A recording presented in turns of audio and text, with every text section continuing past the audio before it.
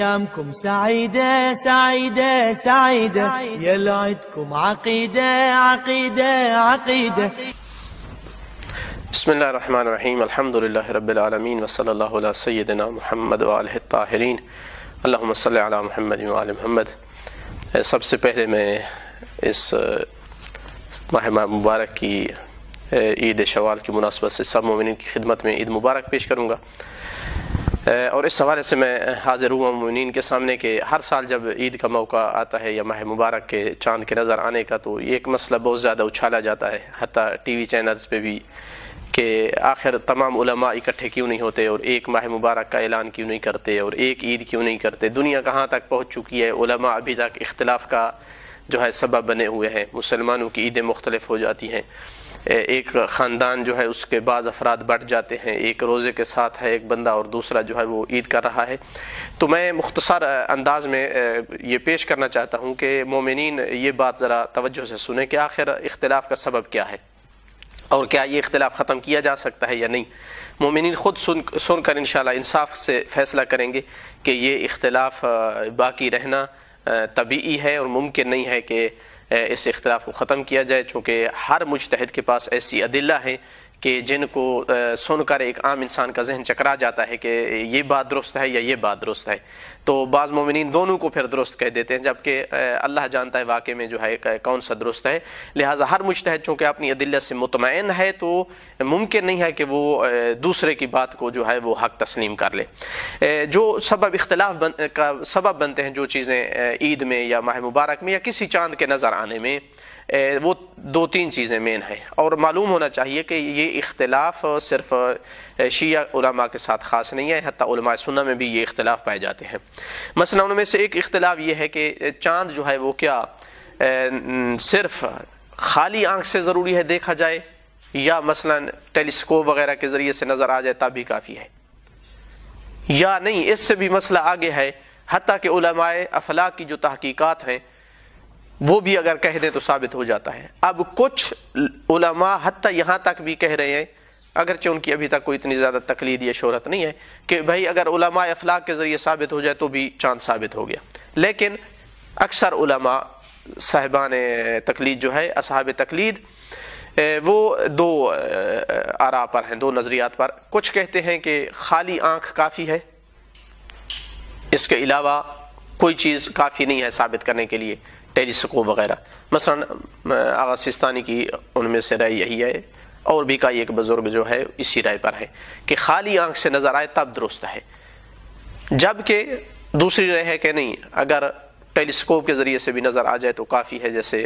آغا سید خامنائی کی رائے ہے کہ اگر ٹیلیسکوپ وغیرہ سے دیکھا جائے اور نظر آ جائے تو ثابت ہو جاتا ہے۔ اور یہ اختلاف کس وجہ سے ہے کہ اس وقت کہا گیا تھا روایات میں کہ سم للرؤیا وافطر للرؤیا، کہ روزہ رکھو بھی چاند کو دیکھ کر اور افطار کرو یعنی عید کرو تو بھی چاند کو دیکھ کر۔ تو اب دیکھ کر کیا مراد ہے؟ کچھ علماء نے سمجھا کہ دیکھ کر جس طرح اس زمانے میں دیکھتے تھے خالی آنکھ سے، اور بعض نے سمجھا کہ نہیں، مطلقاً دیکھنا ہے، چاہے آنکھ خالی سے دیکھا گیا ہے یا مسلح آنکھ سے یعنی دوربین وغیرہ کے ذریعے سے دیکھا گیا ہے۔ دوسرا اختلاف یہ ہے کہ اگر حاکم وقت جو ہے حکم لگا دے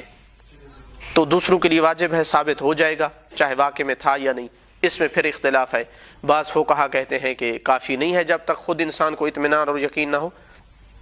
دوسرے علماء کہتے ہیں کہ یعنی بعض دوسرے کہتے ہیں کہ نہیں، اگر حاکم وقت حکم لگا دے کہ بس عید کرنی ہے تو پھر کرنا واجب ہے۔ یہ ایک سبب ہے اختلاف کا، اور یہ پھر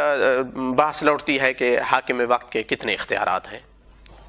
قرآن اور حدیث سے کیا ثابت ہوتا ہے۔ تیسرا جو سب سے مین اختلاف ہے وہ یہ ہے کہ کیا ہر علاقے میں علیحدہ نظر آنا ضروری ہے، یا ایک علاقے میں نظر آ گیا ہے تو پوری دنیا پر نظر آ جائے گا، یا پوری دنیا پر نہیں لیکن جو اس ملک کے ساتھ رات کے کسی حصے میں شریک ہیں، دن رات کے ولو آدھا گھنٹہ، ان سب میں ثابت ہو جائے گا۔ اس کو کہا جاتا ہے تعدد الآفاق و وحدت الآفاق۔ مثلا سید خوئی رحمۃ اللہ علیہ اور ان کے کئی ایک شاگرد وحدت آفاق کے قائل تھے کہ تمام دنیا ایک افق ہے، بس یہ قید لگاتے تھے کہ آدھا گھنٹہ کم از کم یا اتنے وقت میں شریک ہوں دن رات میں، مثلا ایک علاقے میں اگر غروب ہو رہا ہے تو دوسرا وہ علاقہ کے جہاں ابھی رات کا آخری حصہ باقی ہے وہ اس کے ساتھ شریک ہے، یہاں مثلا رات میں، یا دن کا آدھا گھنٹہ مثلا اس میں شریک ہے۔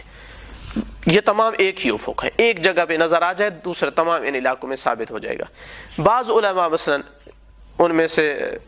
سماعت شیخ بشیر نجفی ہے، کہتے ہیں کہ نہیں، پوری دنیا ایک افق ہے، ایک علاقے میں نظر آ گیا سب میں نظر آ جائے گا، یعنی حکم لگا دیا جائے گا۔ بعض علماء یہاں یہ کہتے ہیں، مثلا سید محمد سعید حکیم فرماتے ہیں کہ جو پرانا زمانہ تھا اس دور میں جو علاقے موجود تھے ان میں ثابت ہوگا، مثلا براعظم ایشیا، براعظم افریقہ، براعظم یورپ، جو بعد میں منکشف ہوئے ہیں ان کا افق علیحدہ ہے،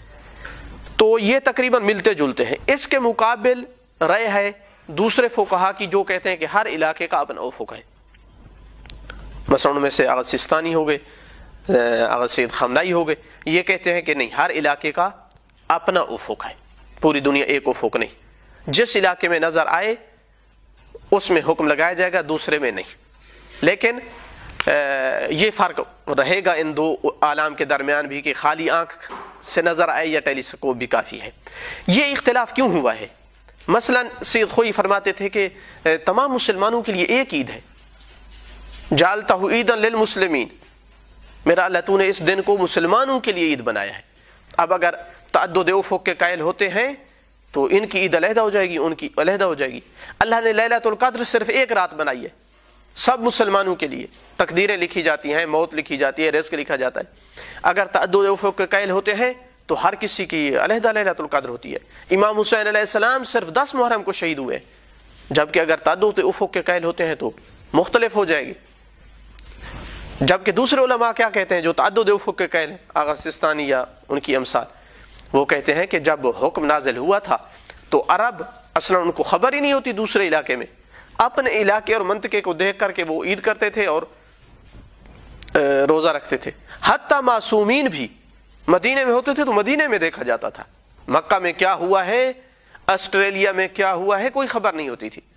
اگر ہم کہیں کہ پوری دنیا ایک افق ہے تو لازم آئے گا کہ حتیٰ معصوم بھی بعض دفعہ آسٹریلیا میں چاند نظر آ چکا ہوتا تھا جبکہ وہ مدینے میں روزہ رکھتے تھے عید کے دن، یہ لازم آئے گا۔ تو کیا ہم قائل ہو جائیں کہ آئمہ بھی کبھی کبھی جو ہے عید کے دن روزہ رکھتے تھے، یا بھی ماہ رمضان ماہ رمضان ہو چکا ہوتا تھا دوسرے علاقے میں اور یہاں چونکہ نظر نہیں آیا تو وہ اس دن جو ہے وہ روزہ نہیں رکھتے تھے، ماہ رمضان کا روزہ۔ تو ایسی ادلہ ہیں دونوں اطراف میں کہ عام انسان کا سر چکرا جاتا ہے۔ اس کے علاوہ بہت ساری روایات ہیں جن سے وہ بھی اپنی جگہ استفادہ کرتے ہیں، یہ اپنی جگہ استفادہ کرتے ہیں، اور ہر ایک جو ہے اپنی ادلہ سے مطمئن ہے۔ تو ایک منصف مومن جب یہ چیز سنے تو اس کے بغیر، اس بات کے کہے بغیر نہیں رہ سکتا کہ یہ مجتہدوں کا کام ہے، ہمارا کام نہیں ہے۔ لہٰذا اس کا حل یہ ہے کہ جس طرح دوسرے مسائل میں ہر بندہ مجتہد کی طرف رجوع کرتا ہے،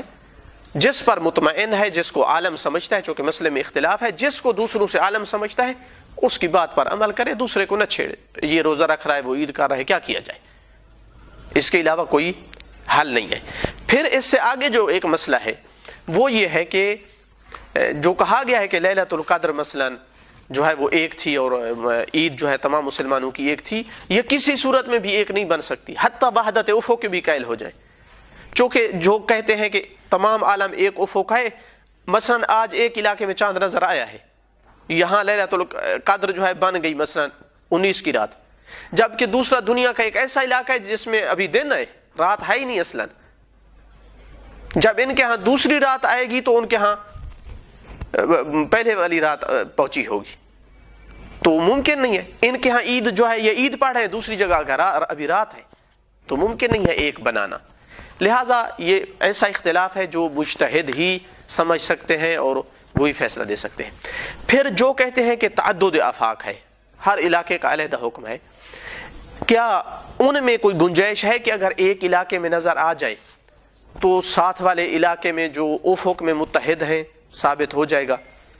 آغا سستانی بھی کہتے ہیں، سید خامنائی بھی، کہ جو اس علاقے میں جس میں نظر آ چکا ہے، جو افق میں اس کے ساتھ متحد ہیں ان میں بھی حکم لگایا جائے گا عید کا، چاہے نظر نہ بھی آئے، بادل کی وجہ سے، گرد و غبار کی وجہ سے حکم لگایا جا سکتا ہے، چاہے نظر نہ بھی آئے۔ لیکن وہ کب کہا جائے گا کہ دوسرا شہر جو ہے وہ افق میں متحد ہے؟ کون سا شہر؟ مشرق والا، مغرب والا، دائیں والا، بائیں والا؟ یہاں پھر اختلاف ہے۔ سید خامنائی فرماتے ہیں کہ وہ علاقے کہ جو چاند نظر آنے والے علاقے کے مغرب میں واقع ہیں، چاند نظر آنے والے علاقے کے مغرب میں واقع ہے، وہ افق میں متحد نہیں ہے۔ جو مشرق میں واقع ہیں وہ افق میں متحد ہیں۔ مشرق میں نظر آنے کے بعد مغرب میں حکم لگا دیا جائے گا کہ چاند ثابت ہے، لیکن اگر مغرب میں نظر آیا ہے تو مشرق والے بلدان میں حکم نہیں لگایا جا سکتا کہ چاند نظر آیا ہے۔ ایک یہ متحد ہے افق میں، دوسرا جو طول خط کے طول میں جو ہے واقع ہو، ایک ہی طول میں خط استوا ہے، یہ مغرب سے شروع ہوتا ہے، پوری دنیا کو جو ہے یہ درمیان سے تقسیم کرتا ہے، جو ایک ہی طول پر واقع ہوں، یعنی اگر مغرب کی طرف نسبت دی جائے تو ان کی مسافت ایک ہی بنے، لہذا یہ ایک دوسرے کے عرض میں ہوں، جنوب اور شمال میں ہوں، تو ان کا بھی ایک افق ہے۔ مثلا عراق کا اور ایران کا آپ کہہ سکتے ہیں کہ آغا خامنائی کی نگاہ میں افق ایک ہے، یا ایران کے اگر کوئی شمال میں واقع ہے تو افق ایک ہے،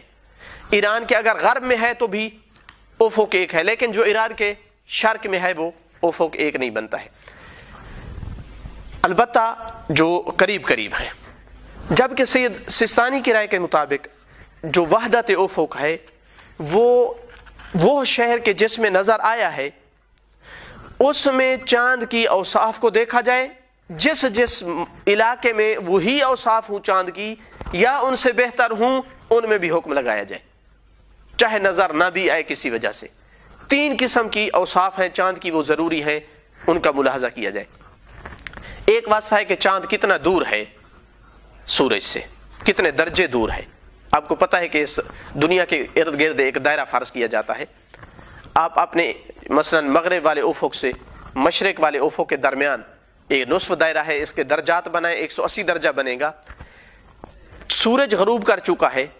اور چاند ابھی اوپر ہے، یہ کتنے درجے ہیں سورج اور چاند کے درمیان؟ فرض کیا 25 درجے پر جو ہے وہ چاند ہے سورج سے، ایک وصف یہ ہے۔ دوسری وصف کہ اس کا جو حصہ روشن ہے وہ کتنی نسبت رکھتا ہے پورے چاند کی طرف۔ آپ چاند کو پورا مکمل فرض کریں، اس کا قطر نکالیں، اس کی طرف جو اس کا روشن حصہ ہے اس کی نسبت نکالیں، مثلا اس کی قطر کی طرف اس کی نسبت 4% بن رہی ہے، 3% بن رہی ہے، تو اس کی نسبت نکالیں مثلا وہ کتنی ہے، اور تیسرا کہ وہ کتنی دیر ٹھہرا رہا ہے، کتنا بلند ہے افق سے۔ آپ جہاں کھڑے ہیں، جہاں آسمان زمین سے کے ساتھ گویا ملتا ہوا نظر آ رہا ہے، یہاں سے خط کھینچیں وہاں تک، وہاں سے چاند تک، اور چاند سے اپنی طرف، یہاں جو زاویہ بن رہا ہے اس مثلث کا وہ کتنے درجے ہے؟ مثلا 8 درجے ہے یا اس سے زیادہ ہے۔ آپ کو اس علاقے میں چاند نظر آیا ہے ان اوصاف کے ساتھ، دوسرے کسی علاقے میں بھی یہی اوصاف ہے یا اس سے بہتر ہے، آپ بغیر دیکھے حکم لگا سکتے ہیں کہ یقیناً چاند نظر ادھر بھی آ گیا ہے، نہیں آیا تو کوئی رکاوٹ تھی۔ یا مثلا انتہائی قریبی مشرق یا مغرب والے علاقے،